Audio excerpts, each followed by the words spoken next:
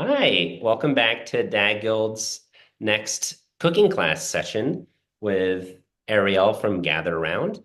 And without further ado, I'll turn it over to her to tell her what we'll be cooking today.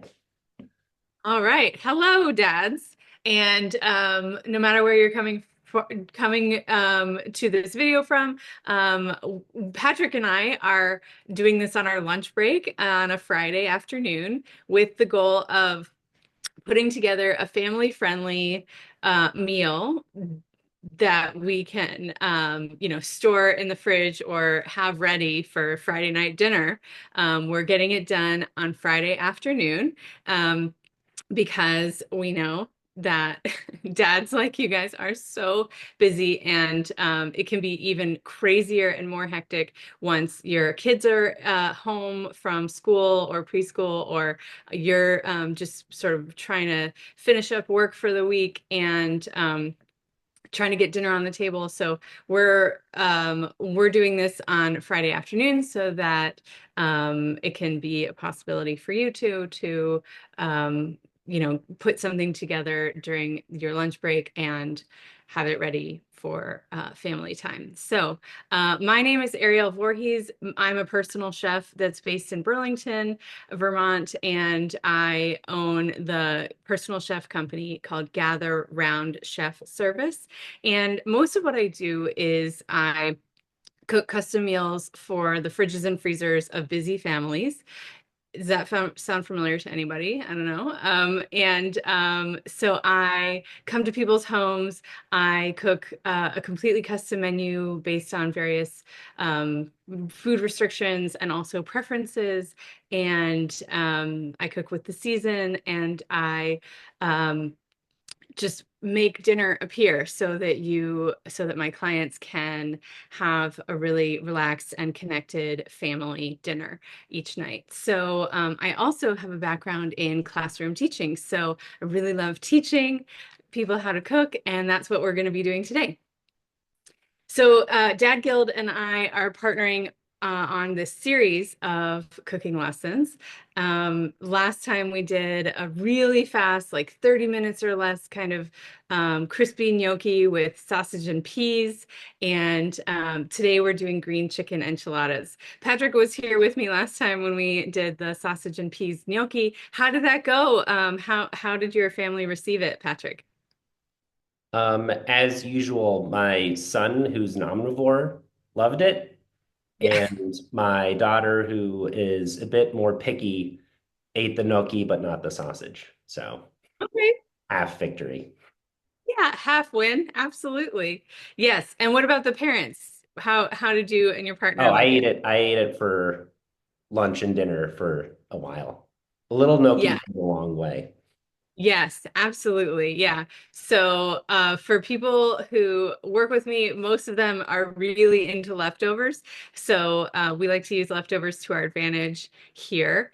And what I like to say when people t talk about how one or both or all kids are really picky, I like to say you deserve to eat well too, you know? So keep on exposing your kids to the flavors that you like, and they'll eventually come on board. But in the meantime, you'll be getting the food that satisfies you and that gives you pleasure, because parents are people too, and we all deserve to have comfort and connectedness and the homey feeling of a good family dinner. So today we're doing green chicken enchiladas, which really signifies like a homey kind of cozy dinner to me. It is the middle of winter right now. We just had a huge dump of snow earlier this week. We had a snow day. Everyone was scrambling, and a casserole like enchiladas is really perfect for a time of year like this. So we're gonna dive right in. The green chicken enchilada is my favorite enchilada to make because it starts with pre-done chicken, pre-cooked chicken. It starts with rotisserie chicken. This is just rotisserie chicken that I bought from the store. And the first thing to do, I gotta remember to remind you, the first thing to do before you get started is to preheat your oven. I needed to do that before the meeting even started because mine takes forever. Um, so I'm preheating my oven to a little bit higher temperature than it asks for because I know my oven is poorly calibrated and it is always way cooler than it's supposed to be. So the recipe calls for a 375-degree oven, so I've preheated it to 400. Patrick, do you have issues with your oven? They're very common. Yes, it doesn't seem to be as hot as it otherwise says it should be. So yes. Absolutely. Yeah, that's pretty common and it's infuriating to me as a chef, but most ovens run cold. So you could recalibrate it, but the easier, I guess, thing to do without going into all the settings is to just just overestimate. So what we are doing here is I'm just going to summarize the recipe.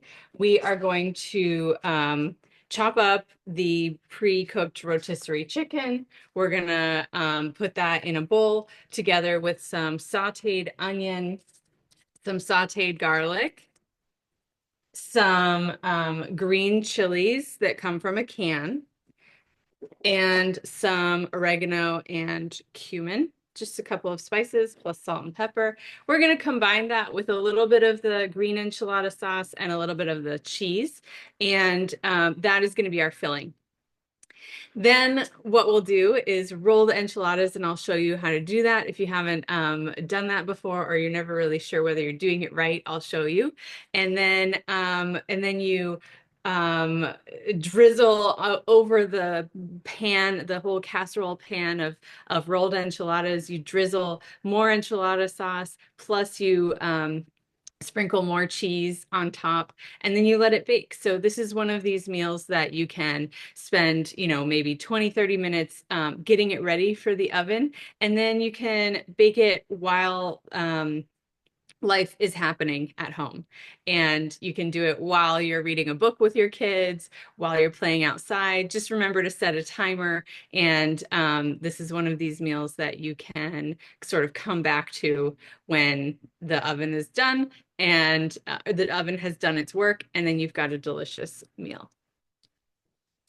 So I know a lot of my parenting involves a timer, more than I ever imagined it would. So cooking with a timer is very natural as well. yes, yes. Just, everyone likes to think that they'll keep track, but they won't. So just use a timer. There's no shame. So one question that I get all the time is, what is the proper way to chop an onion? So I'm going to show you to the best of our ability right here how to chop an onion. So I've just reoriented the camera so it faces my chopping board. And I like to keep a pretty big chopping board just permanently next to my cooking area. So think about the onion as a globe of the earth, okay? Imagine that your onion is a globe, and one end, this is the stem end, is, one of the poles, like the Arctic, circle. And the root end is the other pole, right? The South Pole or the Antarctic Circle, right? So what you want to do is you want to cut off just a little bit of the Arctic Circle, and then you want to cut off even less of the Antarctic Circle. So you just cut off the stem, I'm sorry, the root part that is kind of brown, okay? The reason that you leave most of the root end intact is because it will help you keep the onion sort of together throughout the rest of the cutting process. Okay, so we have our North Pole and our South Pole cut off just a little bit. And then what we want to do is cut vertically along the, prime meridian / international date line. Okay. That way we have two hemispheres, right? Western hemisphere, Eastern hemisphere. And now you'll see it is really easy to peel this onion. A lot of people hate peeling onions because they don't know where to start. So when you have a big cut surface like this, it's very easy to peel. Okay, so I'm just going to peel my onions.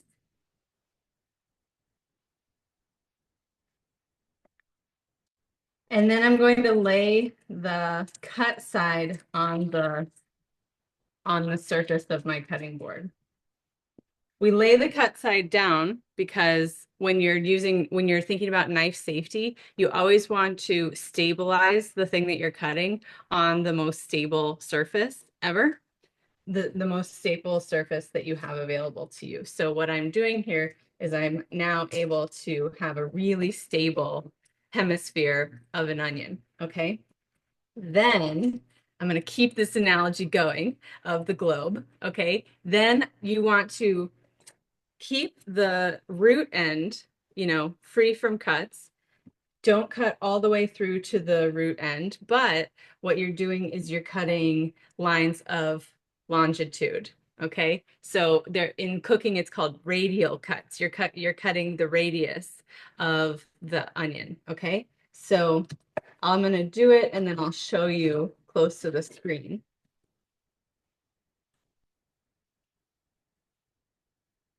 So what I've done here are I've made sort of wedges. And it doesn't have to be super exact, but if you are following my very lengthy analogy of the onion as a globe, you can see how these cuts mimic the lines of longitude. Now, what you can do, keeping the stem end sort of at the anchor, now you can cut lines of latitude. And you've got that stem end keeping everything together. I'm sorry, the root end. The root end has kept everything together while I was making those cuts. But what I've got here is a bunch of fairly even pieces of onion. So I'm going to take a moment to do that on the other side. Patrick, is this all making sense? Absolutely. If there's one thing dads enjoy, it's elaborate analogies. So, And uh, maybe, who knows? yeah, and that's good. I sort of knew this, but I didn't know all of it. So hearing it from start to finish has been helpful. Yeah, yeah. There are many, many chefs out there who will give advice about how to chop an onion, but this is the way that works the best for me, and it's sort of the safest. So you might have seen on TV, people chopping onions and then like slicing with their knife, like kind of horizontally, but like in midair. That's incredibly unsafe, especially if your knife is like not the super sharpest. You have to use a lot of force to get it in there. And then we all know that a dull knife is an unsafe knife. So I like to avoid that step altogether with my radial cuts. Okay, so we are ready to turn on our stove. So I'm going to turn on the stove. I've got a fairly large pan here. I'm using a 12-inch pan, but you really could use a 10-inch pan if that's what you've got, because all we're really doing here is sauteing some onion and garlic together with some spices. So I'm putting some vegetable oil in a pan. You could use olive oil, but for this application, I would choose vegetable oil just for the neutral taste. So I'm using avocado oil. You could use any vegetable oil. I'm going to clear my board. So I'm heating up my pan. And when it is hot enough, I'm just going to saute those onions, for a couple of minutes until they get soft and they're starting to brown. If they start browning before they get soft, that means your heat is too high, so it's burning rather than softening. So just back off the heat. No harm, no foul, just back off the heat and let it soften up before it burns even more. Okay. So I'm putting my onions in my pan. I'm not sure if you can hear this, but there's like a gentle sizzling going on. Maybe next time I should hook up a a microphone on the stove.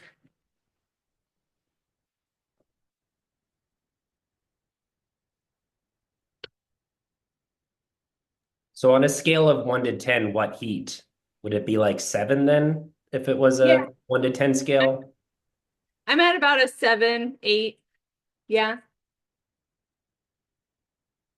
And while that's going, I'm going to mince my garlic. So we need 3 cloves of garlic. Of course, if you're someone who loves garlic, go for it. It would only benefit from more garlic. I rarely measure garlic precisely. I like to say measure with your heart. And of course, if you're someone who doesn't love garlic, fine, leave it out. No big deal. This is your dinner.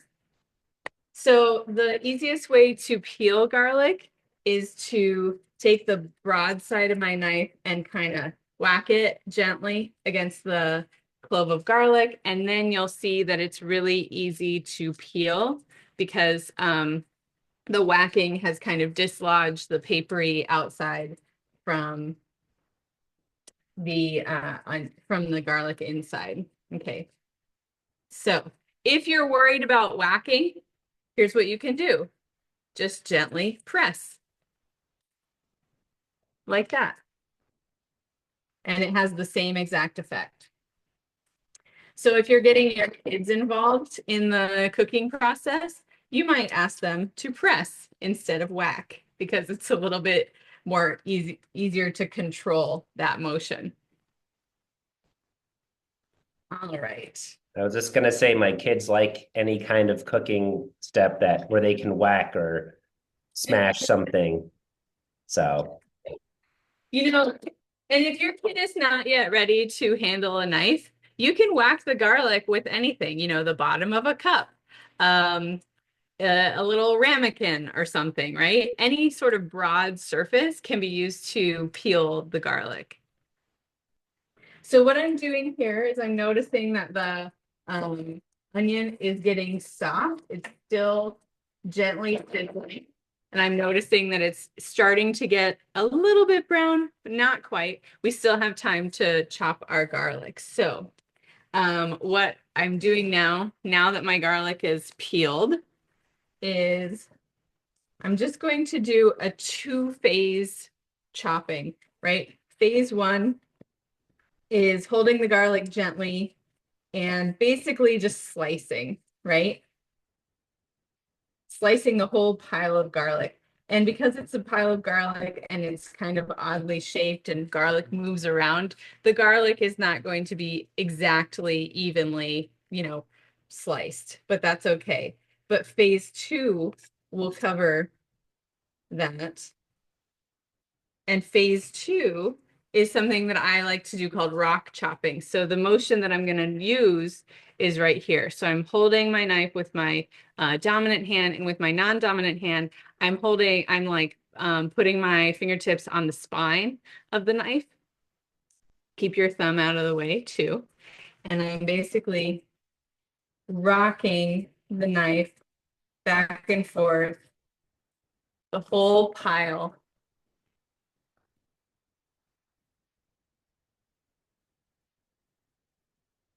And if the pile gets too messy, gets too dispersed, you just use your knife to like corral the pieces in there. And then every once in a while, you clean off the surface of your knife because garlic is very sticky. So you clean off the surface of your knife, you add those pieces back to the pile, and you chop more. So eventually what we're getting is called a mince in culinary terms. A mince is a size of cutting that is very small. So I'm backing off my heat to give myself more time. But basically I'm going to show you that my onions have gotten brown on the edges. So now on a scale of 1 to 10, Patrick, my stove is like at a 4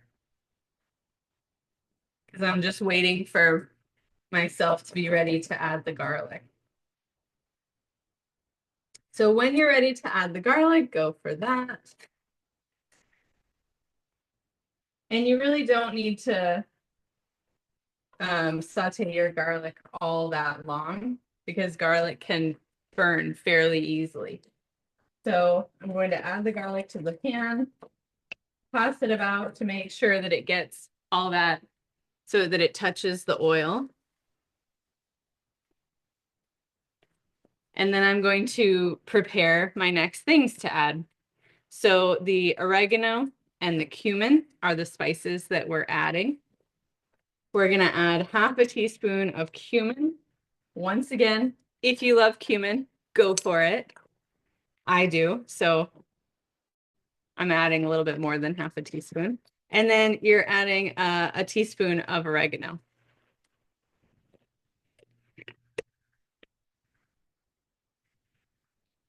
Toss that about.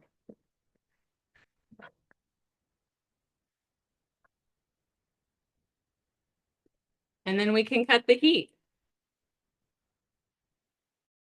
So I'm turning the oven off. And then I'm going to open up this little can, this 4-ounce can of green chilies. These are available in any grocery store in the like Mexican or Latino section. And they're really helpful to add some mild chili flavor. These are definitely not spicy. So I'm adding this in to the pan, but I'm not really cooking it because the heat is already off. I'm just warming it up.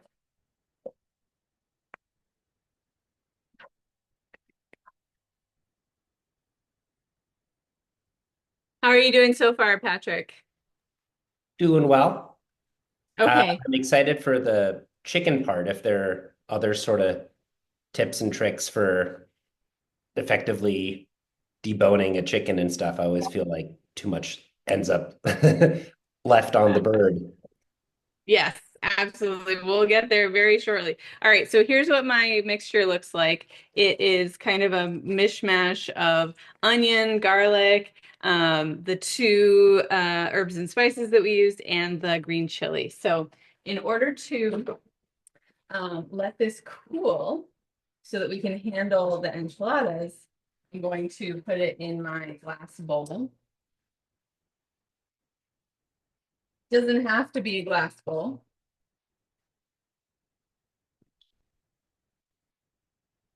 The only reason I'm using a glass bowl is because I'm in charge of showing you every step. So I'm using a glass bowl because it's going to be more visible. Okay, so our our onions and garlic mixture is going to be chilling or cooling off in the bowl while we do the next step. So the next step is to strip the chicken from the bones. So this is where you got to be ready to get your hands dirty.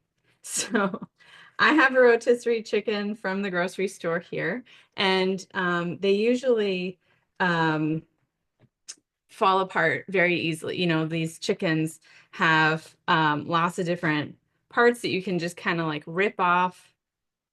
Here, let me put this down so you can see it. You'll see less of my face, but more of the chicken. So basically, I'm stripping off the skin, which, you know, is just an aesthetic choice. If you like the skin and you want to include it in your enchiladas, just make sure to chop it up really fine and then they'll taste really good. I'm also using the fact that this chicken is already chilled to just very easily strip the meat off of the bone. So I'm really just getting my hands dirty. So I have to say, I was excited when I saw the recipe for this because Costco chickens are play a central role in my family's diet. And basically we either eat them or do a chicken Yes. soup with them. So it was exciting to see something else that could be done with a Yeah. Costco chicken. Absolutely. Yeah. I'm one of those people who loves Cossack, and even if I don't have a plan for it, because I know I'll just I'll do something with it. So this is unfortunately not a Costco chicken. I got this at Market 32, which is fine, but the Costco chicken is definitely super, super helpful. All right. So what I'm doing, there's really no way to like explain this. But what I'm doing is kind of like twisting the bones out from the meat. And eventually I'm going to get a pretty sizable stack or, pile of meat that has no bones and no skin. So nobody is watching how elegantly or not you're doing this. So you might use my example. I am a professional chef and I am not doing this elegantly. So, okay, so what I've gotten here is I've pretty much taken all the meat off of the thighs and the drumsticks. And now, oh, here's a little wing that's got a little piece of meat on it that I want.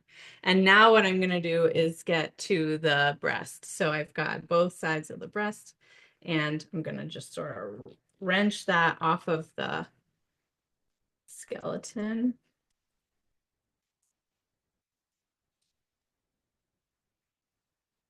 And then you see I get like giant chunks here. So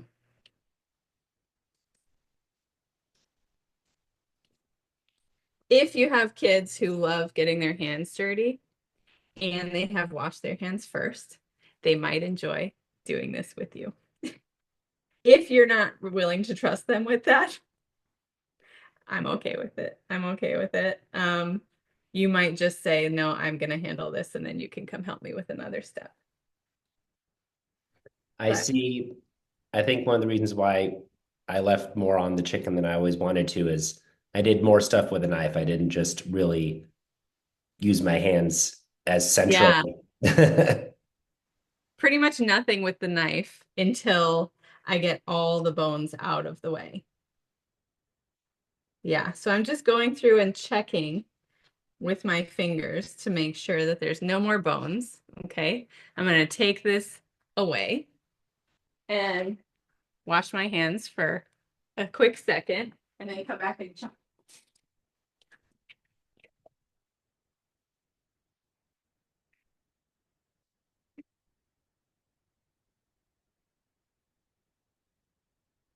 Okay, I'm back. So now I've got my pile of chicken, right? And I'm just gonna run my knife through it, kind of like I did with the garlic, like, not too precise of a slicing. And I'm thinking that I might have found a bone or something that is like a little too hard in there. I'm just gonna discard it. We don't need that. Okay. Of course, So should the chicken since be you're not minced here as with me. well? Should the No, it's chicken be not minced? mint, but I'm doing the same kind of loose loose slicing that I did with the garlic. Okay. So, oh, I did find a bone. Here we go. One bone got away from me. So I am actually going to serve this tonight, not only to my family, but to my in-laws, my kids' grandparents. And I was nervous before they announced that they were coming to dinner. I was nervous that we would have too many leftovers because we're going out of town tomorrow for February break. So I was thinking, how are we going to deal with this giant plate or this giant pan of enchiladas? And then, of course, my local in-laws told me that they were coming to dinner, and I said, perfect. you can help us eat up these enchiladas that I'm making for the Dad Guild. All right. So what size should the chicken chunks be about? They should be small bite-sized pieces. So I'll show you, I'll bring the camera closer. Just a moment. Let me get my hands clean. All right. So what we have here is just like a big pile of small bite-sized pieces. Okay. Um, and then we're going to add this to our bowl that has the onions and the garlic and the chili mixture. Oops.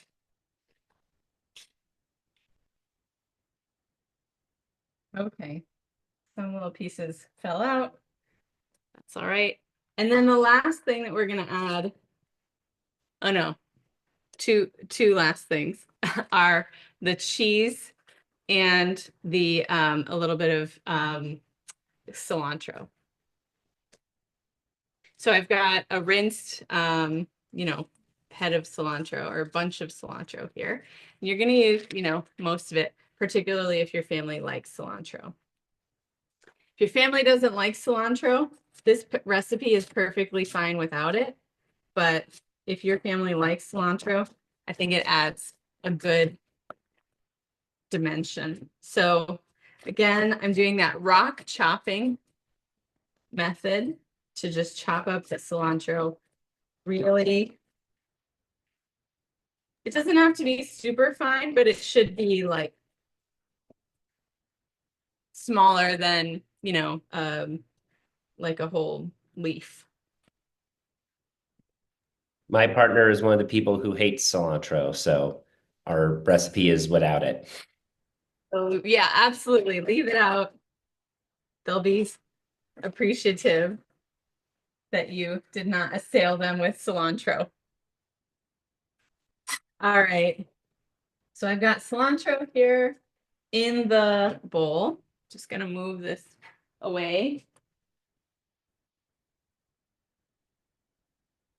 Oh, and I forgot to add the cheese. So the recipe calls for shredded Monterey Jack/cheddar blend cheese, which I use frequently. I love it. It's great. But in this case, I mentioned that we're going out of town tomorrow, and I'm trying to clear my supplies so that nothing goes to waste. So I had an extra, half of a chunk of cotija cheese, which is kind of a crumbly Mexican cheese in my refrigerator already. So I'm still going to use the Mexican blend cheese on the top, but in the filling, I'm going to use this cotija cheese because it's really good and I need to use it up. So that's what I'm going to do.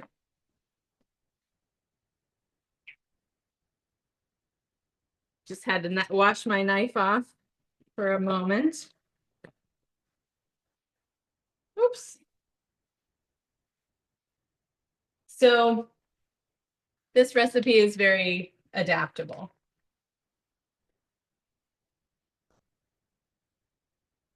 That's always helpful to swap in whatever is actually in your fridge.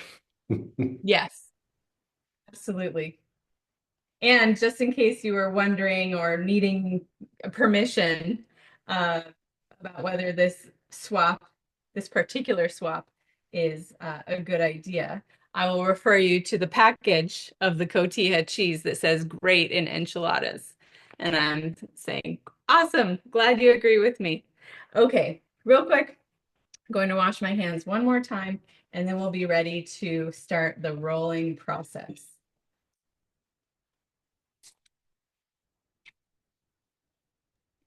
Awesome. That is definitely one step that I need the most help in because it seems like I always end up putting too much in that I then try. There's no shame in that. Um, it's going to be delicious either way. So what you see here is this kind of dry mixture of the chicken that we chopped up and the cheese and the cilantro if you're using that, and then that green chili and onion and garlic mixture. It's all right here. So it's a little bit too dry to roll into enchiladas right now. So what we're going to do is put a little bit of the enchilada sauce in there. Now, sometimes green enchilada sauce can be hard to come by. So what you can use as a substitute, what I'm using as a substitute here is salsa verde. Just make sure it's pretty mild. There are some salsa verdes that are a little intense. So I'm knocking this on the counter so I could open the jar. I'm taking about a quarter of all my salsa verde. So I have 2 jars. So I'm doing about a half of a jar of the green enchilada sauce or salsa verde if you are using that. And I'm mixing it in my bowl to make a little bit of a wetter mixture. Great. So how wet, you might ask? You want it to be sort of wet enough that like the pieces will stick together, but not wet enough that there's a soup. Okay. Then what we're going to do now to be really ready to roll the tortillas is to heat the tortillas in the microwave. So this makes them more pliable and less likely to crack. So the way that I heat tortillas is I just take a paper towel or a clean dish towel and I put it in the microwave. Do you moisten that at all or not?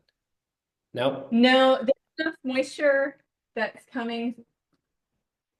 I'll come closer to the microphone. There's enough moisture that's coming from the tortillas themselves that will sort of steam and get the tortillas ready to roll. While that's happening, I'm bringing over my pan, my casserole pan, which is just a standard, 9 by 13 pan. And I'm bringing my other jar of salsa verde. Let's see if this one's easier to open. It is not. There we go. And I'm bringing some cooking spray. So some people are into cooking spray, some people are not. But if you're not into cooking spray, it's easy to just sort of rub around some vegetable oil in the pan so that we have a little bit of protection of our pan from things getting burnt on. Okay.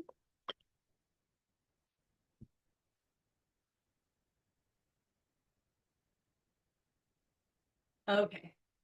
Oh, I forgot to mention this. I usually microwave the tortillas for about a minute. And if the tortillas are not yet warm enough to be pliable by then, you can always put them back in for another 30 seconds or whatever. So, by the way, if you're wondering whether to use corn or flour, I like to use corn for this recipe. So I like these guys. They're sort of thinner, but before you poo-poo flour, there is a specific enchilada tradition of flour tortillas, and that's legitimate. But I prefer corn. So if you prefer flour, there's a place for you in the world of enchiladas. Okay, so what we're gonna do is we have our warm tortillas and we have our sprayed pan, and I'm just going to put a little bit more enchilada sauce on the bottom of the pan, the casserole dish. And then I'm going to place a tortilla in my non-dominant hand. It should be warm, but not super, super hot. And then with my dominant hand, I'm going to spoon out, a little bit of filling. How much is a little bit? Patrick, it's really hard to tell. But here's my little bit. Okay. So with that, tortilla and filling cupped in my non-dominant hand. Then I'm going to roll it into a little roll like this. And then I'm going to place it in the pan with the seam side down. Okay? That just makes it a little bit easier to stay together. Okay? And now it just becomes an assembly line. This is something that your kids can definitely help with. So they might be old enough and adept enough to do it all in their hand, but they might be putting the tortilla on the counter and then placing the filling in the middle and then rolling it on the counter. It all depends on what stage and ability your kid is at. I have to say, with as a father of two children, anything that can be assembly line with multiple stations is especially better, is especially good. Yes, I'm imagining my kids really liking dividing up the tasks, right? One of them can be in charge of spooning the mixture, and the other one can be in charge of rolling. That seems something that my two kids would like to do. And then maybe halfway through they would switch. So I'm continuing to roll these enchiladas. And I'll show you so far, there's four in there. I'm just making sure they don't slide. And I'm showing you that they're kind of lined up close to each other. They definitely want to touch because you're going to be packing the whole pan.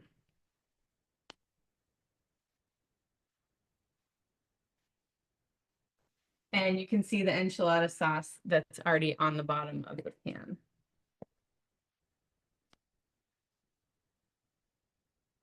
If you are cooking without your children around, this is a good thing to do, kind of like a repetitive task. It's a good thing to do while you're listening to a podcast or, maybe listening to the news. I'm not sure how many of us are interested in listening to the news these days, but I used to be. And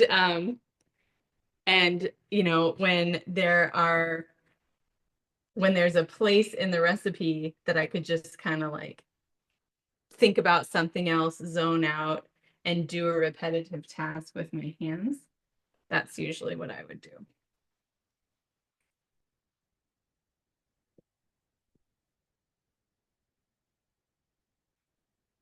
Okay, so I'm reaching the end of one row. So I've got 9 enchiladas in one row. You can see it through there. And then probably what I'm going to do, great, that looks great, Patrick. Probably what I'm going to do is I'm going to shove some more in and squeeze them in so that they're a little bit more packed together. I'm also going to put some more enchiladas on the other side. You can see there's like part of the width is not being used yet. So I'm going to put some other enchiladas that way. Eventually, you're going to have a sort of tight packed casserole dish full of these rolls.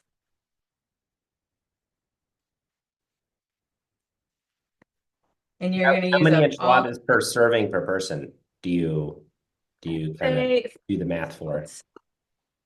for a minimum of 3 per grown-up, you know? And if they're really hungry and they're going back for seconds, maybe 5.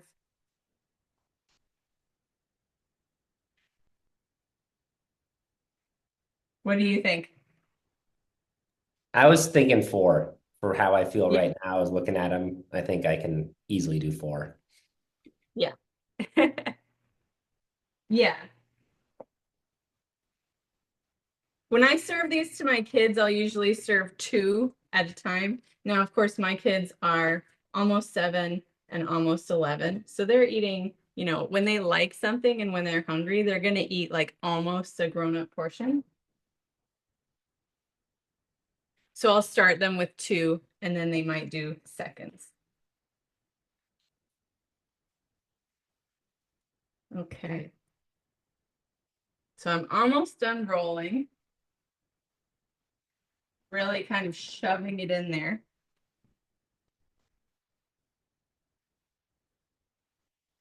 If you find that you are out of space, but you still have filling left over, you can always just put the filling on the top, you know?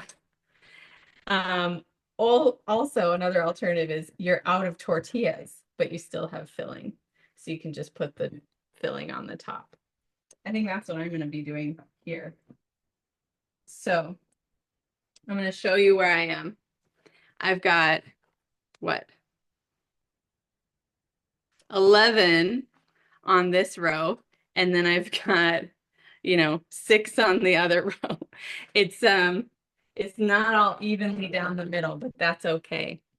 And then I've got a little bit of filling left over, so I'm just gonna kind of dollop it on top, spread it around.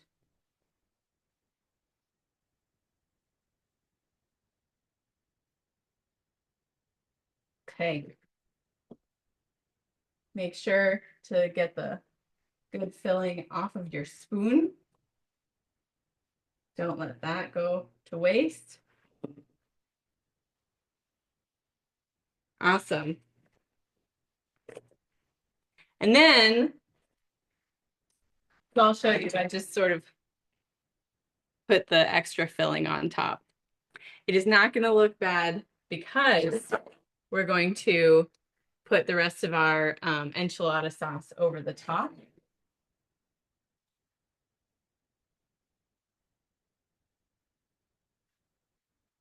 And then come back with our spoon and kind of use our spoon to like spread it out.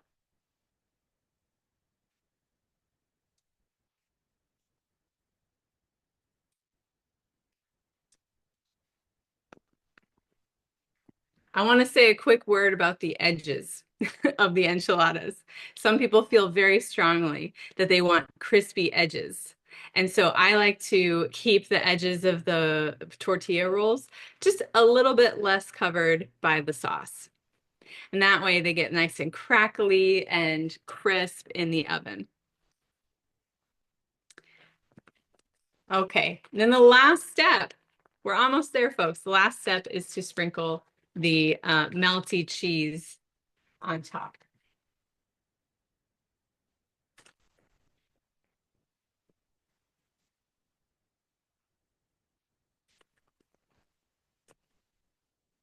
Speaking of things that we always have in our fridge, the bag of Mexican blend cheese is one of the staples. There's always one in our fridge. So if I just see a chicken one day and like, okay, just grab some other stuff because I know I have that in the fridge already.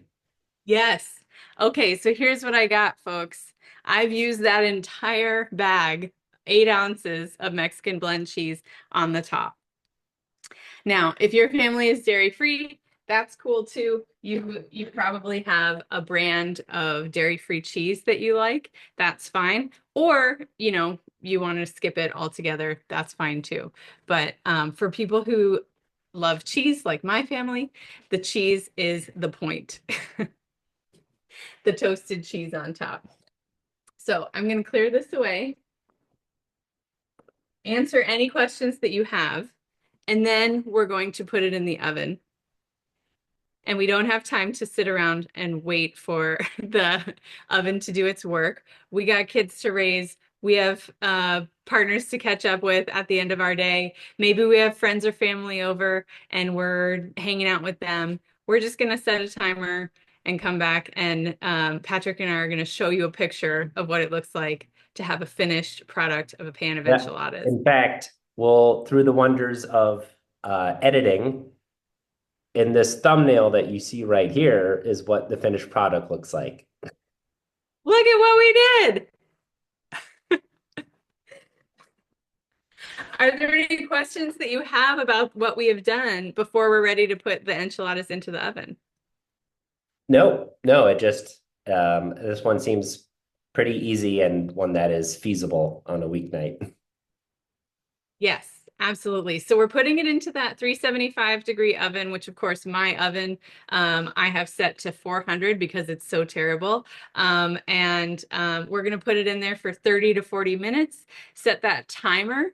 And what you're looking for on the top is for the cheese to be kind of toasty and getting brown. And what you're looking for on the sides, if you have that glass dish like I do, you can see it very clearly, is you're looking for that green enchilada sauce to be bubbling. Okay. So I'm going to put this in my oven. And I'm going to set a timer.